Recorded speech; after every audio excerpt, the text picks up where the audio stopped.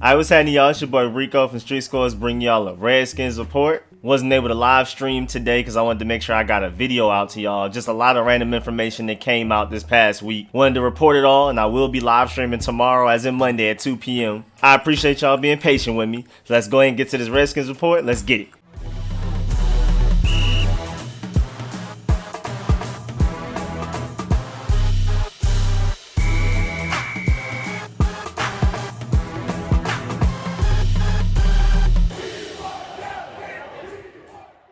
Alright, so first of all, there have been some reports of some meetings that the Redskins have had with some draft prospects. First of all, there's very late round option Cameron Clark, offensive tackle from Charlotte. He's 6'4", 308 pounds. And I haven't watched a lot of film on him yet, but from what I've seen and read everywhere, he's basically like an Ari Kwanjo, but if Ari Kwanjo was versatile. Because one of the main gripes we had with Ari Kwanjo was that he wasn't versatile. But Cameron Clark can play tackle, guard, and center, wherever you need him. He's best suited for tackle, but he has a lot of experience playing those other two roles also. And from the little I've seen, he looks to be dominant in the run game. He doesn't have a strong punch, but once he gets hands on people, he's able to push them back. And he has pretty good balance, and he has some pretty good footwork and agility. But at the NFL level, he's more than likely going to have to add some strength. He's going to have to improve his footwork a little bit, more specifically his footwork speed, and he's definitely going to have to learn how to play more consistent. Because even in the low competition that he was going against, he wasn't very consistent. So at the NFL level, he's definitely going to have to step that part up. But he's a pretty decent option late in the draft, like round 6 or 7, so we'll see. But with how limited interviews are for teams with players with the whole quarantine and coronavirus and everything that's going on, teams meeting with players indicate a lot more than they usually do in drafts.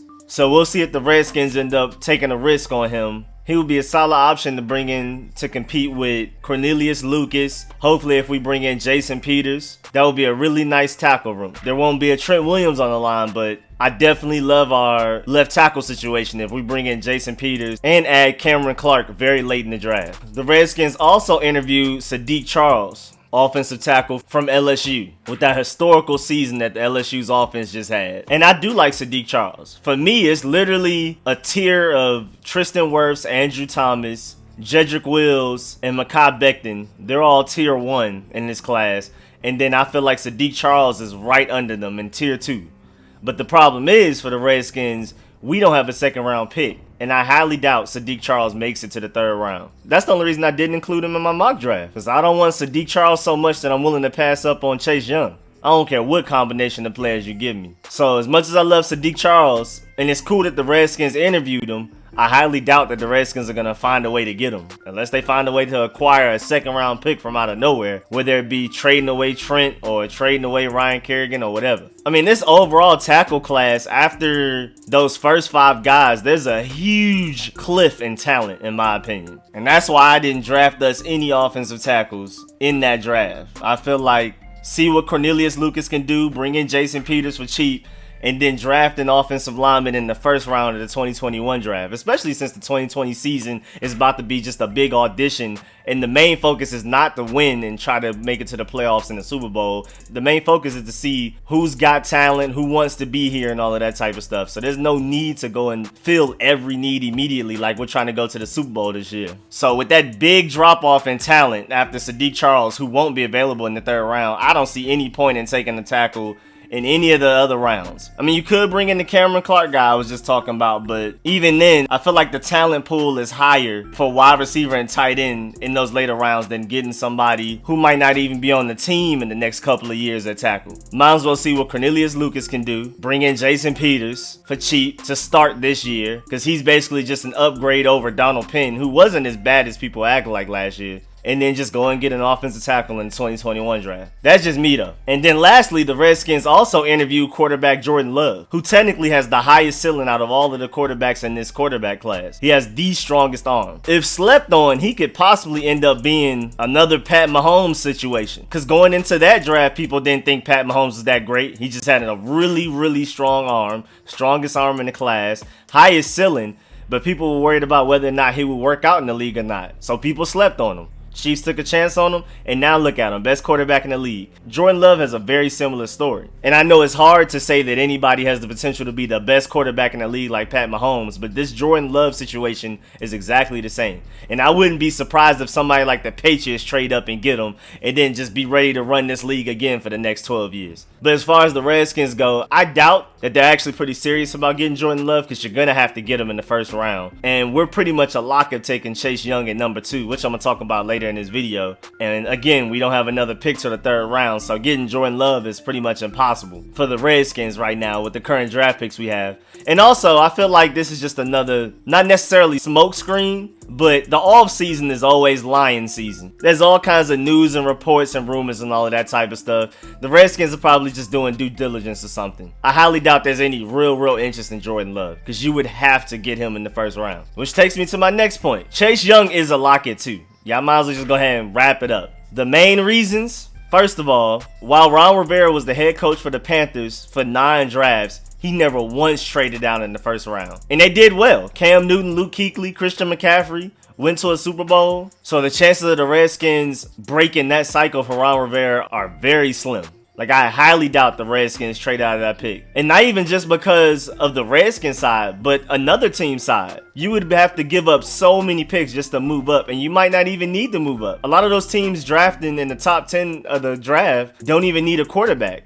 So the Miami might be able to sit pretty at 5 and still get to it. They would only have to worry about another team trading up above them, because it seems like the Lions will more than likely take Jeffrey Okudah, especially after giving away Darius Slay. The Giants will be silly to pass up Isaiah Simmons, or at the very least they're going to take one of those great offensive tackles to go ahead and get ready to block against Chase Young twice a year. They got to get somebody to at least try to slow down Chase Young. Or they can just go Isaiah Simmons, like I said. So then there's just the Dolphins at 5 with Tua. And everybody's been talking about the Dolphins being the best possible trade back solution for the Redskins. Well, why would they give away their 3 first-round picks and a second or whatever combination of picks to move up to get a quarterback that might still be there if they don't trade up? Also, at the same time, Ron Rivera has emphasized that he wants a true difference maker, franchise changer in the first round this draft. So if that's not Chase Young, literally the only guy left is Isaiah Simmons. And if they trade down to Miami's pick, then Isaiah Simmons will more than likely be gone. The Giants will more than likely take him with the 4th pick. So the Redskins will miss out on Chase Young and Isaiah Simmons, and that would completely contradict everything Ron Rivera said recently in that FaceTime interview he had just a couple of days ago. So the likelihood of the Redskins trading back is very unlikely, but also finding a trade partner willing to give the Redskins what they need in return is even more unlikely. And then at the same time, another reason why Chase Young is a lock at 2 is because the Redskins are not taking Tua Tagovailoa at number 2 overall. The injury concerns are just too risky. Chase Young has the highest floor in this draft. He's the best player, and he may even have the highest ceiling. The only guy even in the range of his ceiling is Isaiah Simmons. You can debate which one has a higher ceiling, but it's easy to tell that Chase Young has the highest floor in this draft, period. I mean, the most can't-miss prospect we've seen in a while. And like I keep saying, 2020, the Redskins are not trying to make a playoff push, make a Super Bowl push. They are trying to see who are the best of the best available on this team. That's why we signed like 12 guys to 1-year or 2-year deals, a bunch of prove-it deal guys, to see who really has the talent to be here, who has the competitive nature to be here, who has the grit. And we're going to just throw everybody out there to see who performs the best, who shows the most passion. And we'll take all of those players into 2021 when we're actually pushing to make a Super Bowl, at the very least a playoff push, and trying to take over the NFC East. We'll have top 3 cap space. We'll have another set of draft picks, most importantly a first-round pick, to more than likely take a starting left tackle for the years to come. So why not just go ahead and take the best player in this draft at Chase Young and stop trying to fill so many holes that we have on the team when we're not trying to win in 2020 anyway? Take the best player available at the second most important position in football, maybe even the second most important position in sports, and then keep it pushing and be ready to reload in 2021 and really boot up then and try to dominate the NFC East. Also, regarding Tua Tagovailoa, the Redskins believe in Dwayne Haskins. Ron Rivera, Kyle Smith, Dan Snyder, everybody is on board the Dwayne Haskins train. And if for some reason he doesn't work out, just go and get Trevor Lawrence or Justin Fields in next year's draft. At the very least, give him this year to work with, where the team is his team. He's getting first team reps all the time in practice. He's the starter going into the season, all of that type of stuff. And then to make the Tua Tagovailoa situation even worse in regards of actually going to go get him in the draft second overall, they brought over Kyle Allen as the backup, who could start if Dwayne Haskins for some reason doesn't show up during the summer and is ready to go by regular season, especially with the quarantine going on and everything. If he doesn't have the time to prepare and learn the playbook and get his reps in, Kyle Allen can easily step in and start for the Redskins week 1. With Scott Turner, our offensive coordinator, being his previous offensive coordinator for the past 2 seasons in Carolina. Even though Scott Turner officially took over like the last few games of last season, Scott Turner was working with Kyle Allen over the past 2 years. And Kyle Allen already knows his playbook, already knows how he likes to run the offense and everything. They have chemistry. So when in doubt, even if Dwayne Haskins isn't ready come week 1, Kyle Allen will be. But to piggyback on the Redskins being Dwayne Haskins' team, with this 2020 being a trial run and a big audition for everybody, you might as well just go ahead and start Dwayne Haskins week 1, even if he's not fully ready, to just go ahead and let him get his lumps, fall and get back up, learn on the fly, learn in real game action. There's no real advantage to sending Kyle Allen out there week 1. It's not like we're trying to win the Super Bowl in 2020 at all. But yeah, Chase Young is pretty much a lock at number 2. Like if I had to put my life savings on whether we'll take Chase Young or not, I would definitely put it in the pile of taking Chase Young number 2 overall. I mean, that's against a trade back scenario of getting Isaiah Simmons or whoever. That's against taking Tua second overall. Any of those scenarios versus Chase Young, I'm still taking Chase Young if I had to put my money on it. It's just so many things pointing to the direction of us taking Chase Young second overall. And lastly, Dan Snyder met with Chase Young at the Combine. And Dan Snyder does not do that. The last time he met with a draft prospect in the Combine was RG3. And we traded away all of those first round picks to get him. With Chase Young, you don't even have to trade away picks. You just have to stay where you are and take them. And the next topic, is Dan Snyder really an MVP this offseason? Is this truly a new era? I mean, first of all, he signed Ron Rivera, the most respected coach available this offseason out of all of the head coaches. And he's just one of the best head coaches in the NFL. He also fired the entire training staff and the head guy and let Ron Rivera bring in his own trustworthy guy, Ryan Vermillion, and their training staff.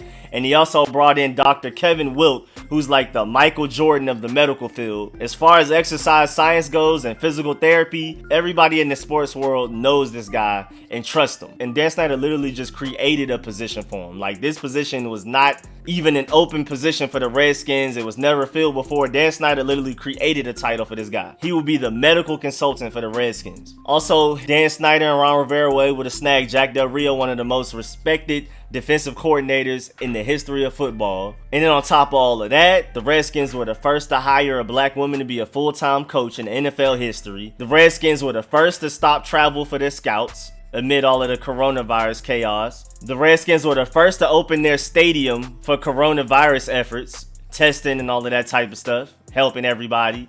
The Redskins were also the first to offer virtual draft experience for fans. So Dan Snyder is really up on it now. Is this really a new era? Because Dan Snyder has been doing his thing. I also like how Dan Snyder has been allowing Ron Rivera to run the show. It's been Kyle Smith and Ron Rivera. Ron Rivera said that he talks with Dan Snyder every day or every other day, but it's more so just to be informed. Ron Rivera said that Dan Snyder is letting us do our thing. So Dan Snyder is staying out of the meddling and everything. And the way that Dan Snyder pushed and forced Jay Gruden to take Dwayne Haskins last year in the draft, and he didn't even meet with him at the Combine. I mean, Dan Snyder literally flew to the Combine and met with Chase Young personally.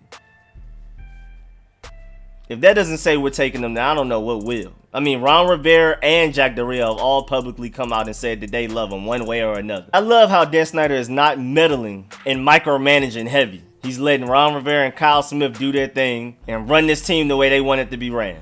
And Ron Rivera has a great track record back in Carolina, so I can definitely see how Dan Snyder is willing to put his team's future in Ron Rivera's hands. Ron Rivera also has a big endorsement from Joe Gibbs. I am proud of my Redskins this 2020 offseason. Shouts out to Dan Snyder. He used to be known as one of the worst owners in the NFL, possibly the worst. But now he's really been in front of a lot of positive things. He's been the first to act on a lot of things that a lot of other teams were scared to act on. I'm pretty sure they were aware the coronavirus was going on. But Dan Snyder was the first to be like, you know what, scouts, just don't even worry about scouting in person anymore. We're worried more about your health and keeping everybody safe. So even if other teams don't follow suit, our scouts are not gonna travel anymore. Just things like that. Like Dan Snyder has on his big boy pants this year. And at the same time, he's staying out the way where he needs to stay out the way. So shouts out to Dan Snyder for this new era. I don't know why it took this long, but at least it's getting done. Shouts out to you for firing Bruce Allen. And you can tell that Bruce Allen is gone, because if Bruce Allen was here, even with Ron Rivera hired,